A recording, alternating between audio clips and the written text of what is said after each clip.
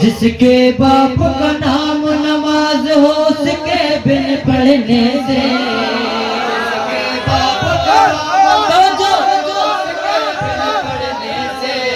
मुसल्ला उठ जाता है।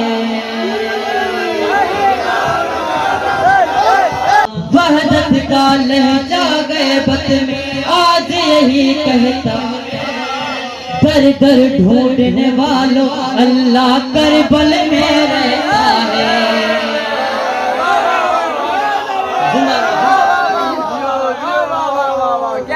मैं आज करबला में हूँ अपने नसीब से, आमद हरम में दर्ज करा ले हबीब से।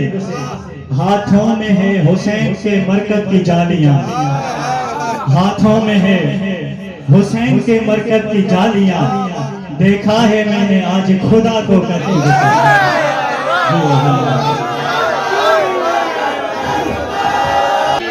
जिस सजदे में खाक न हो शबीर तेरे पाँव की, खाक न हो तवज्जो तेरे पाँव की, तो सजदा उठ जा